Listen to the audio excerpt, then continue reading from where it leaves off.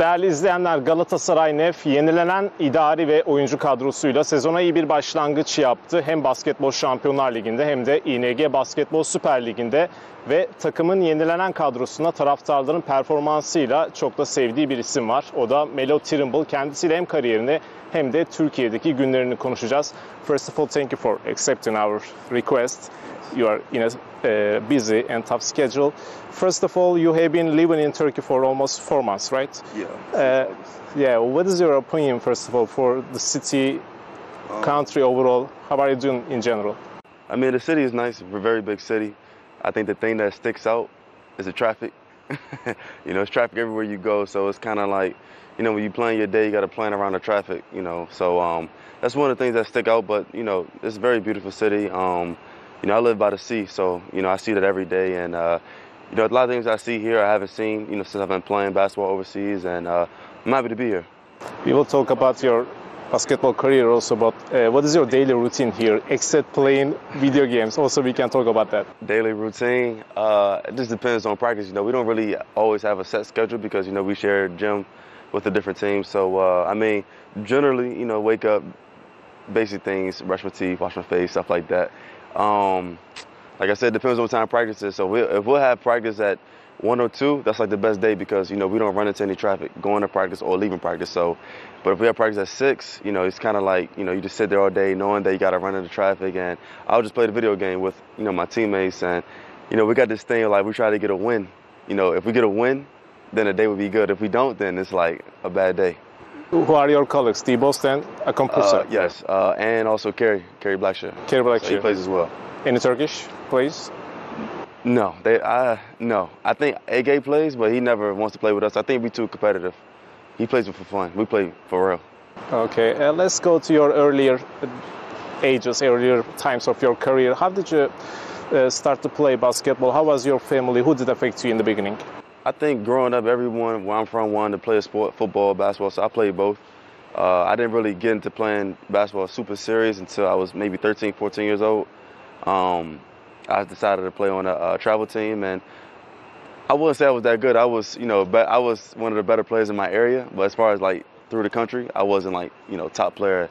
And I think as I got better, started playing more, I went to a good high school and I got exposure. And when I got to my junior year is when I actually started to become, noticed and probably, a really good player.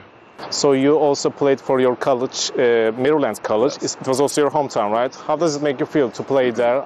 I mean, it felt special, to play, where I'm from. I didn't have to travel to go anywhere, leaving my family or my friends or anything like that. Even though I'm not a homebody type of person, but I mean, just to play from where you're from and represent where you're from, it meant a lot to me. And, every time I stepped on the floor, I always wanted to play good for not just, for myself, but, for the state of Maryland. Correct me if I am wrong, you were also the top scorer in your first 3 seasons, right? Yes, I was. So also you had a chance to meet with Stephen Curry. I did. How was it? What was the story behind that? He had a camp. I think this is his first camp he had, and he invited me, sent me a message. I mean, he sent everyone a message, and, when I went there, it was, Steph Curry. This is like his best year, his first best year. I think they won the championship this year. And, when I met him, I was really starstruck to meet him. I think I was 21.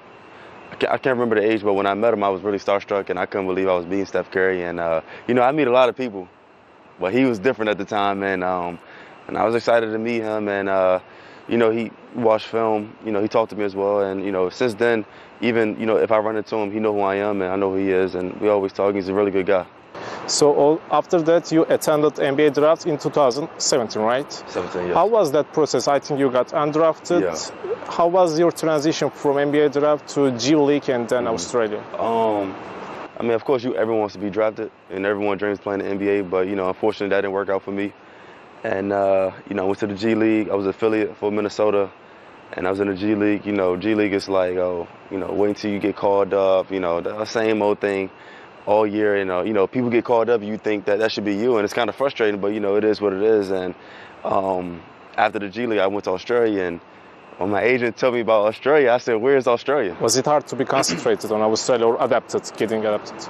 In Australia, no. I mean, they spoke English, but just where the location was. You know what I'm saying? Like I said, my agent said, "Oh yeah, you're going to Australia," and it's like I said, I don't know where that is. what is Australia? You know, kangaroos. Like, you know, so I went to play in Australia, and I had a good time there. And like I said, it's a league that's, you know, was up and coming at the time, and now it's a pretty good league as far as broadcasting and stuff like that. And the adjustment out there was just being so far from home and driving on the other side of the road. Also, you had some time in Puerto Rico, right? I was in Puerto summer Rico, yes. period. How was that? It was cool. I was there for 2 months. Definitely a different kind of basketball there. Only thing I can say about Puerto Rico, it was cool. I had fun. We had Carlos Arroyo here. Yeah, that's why. yeah. I actually played against him when he was there. Did you as well. talk to him? We talked, but it wasn't anything like crazy when we talked though. Also, after that, you had the chance to play in Spain, but because of the epidemic, you signed with Estudiantes, and it didn't happen. How did this process happen? I was coming from Australia. My second year in Australia, I was with Melbourne, and the team in Spain, Estudiantes, asked me to come, so I was going to go there as soon as I came to America. I think like the week later, I was going to go to Estudiantes, but the pandemic happened. I didn't go. So going into that summer, I was thinking I was going to go to Estudiantes, and they didn't offer me, and their rival team, Fuenlabrada, offered me, and so I wanted to play in Spain. So I didn't want to go back to Australia. I think I had my time was overdue, and I wanted a different scenery. So I went to Spain with Fuenlabrada, and it was funny because there's a player from Australia that played with Estudiantes that was with me in Australia, John Robeson. He also played here as well. So we got off the plane at the same time. It was kind of awkward because, you know, I'm supposed to be going to that team last year, and I felt like they didn't want me, or just different, you know, decision or whatever. But you know, I went there, and it was my first time in Spain and Europe, and definitely a total different kind of basketball. Did you ever think that I wish I could come to Europe earlier instead of Australia? For sure. I mean, the crazy thing is, when I got to Spain, my teammates were asking, "Who's your agent? Like, why didn't you come to Europe earlier? Like, why are you just now getting here?" And I didn't know. You know, that's a lot of people don't really know too much about Europe being in the States. All we know is NBA or G League. You know, I don't want to go to a different country and stuff like that. A lot of people just don't know, and I didn't know, and I wasn't, you know, I didn't know how good it was to be here. You performed very well with Estudiantes, and how was that year with Estudiantes to play against Barça and other EuroLeague teams? And after that, how was your relationship with EuroLeague teams before signing here? Well, I mean, it was with Fuenlabrada. Fuenlabrada, I'm sorry, yeah. Like I said, I didn't know too much about Europe, but I mean, I knew, of course, Barcelona, Real Madrid. Those are the only two teams I really knew in Europe.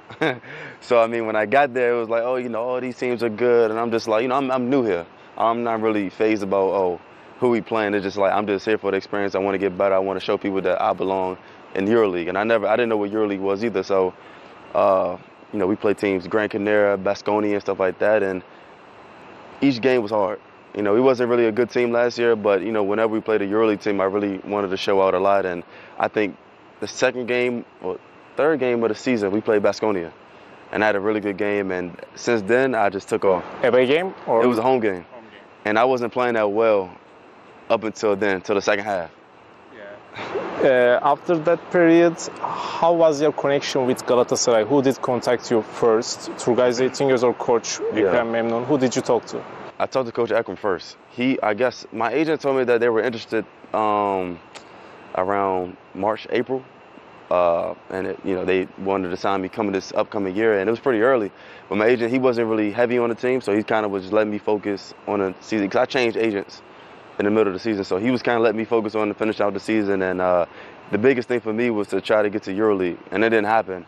And you know, I didn't know anything about Galatasaray, so one of my good friends, one of my best friends, James Blackman, plays for Karşıyaka. When I told him Galatasaray is interested, he said, "Go there." He said, Don't go anywhere else, but go there. He was also playing for Beşiktaş. Yeah.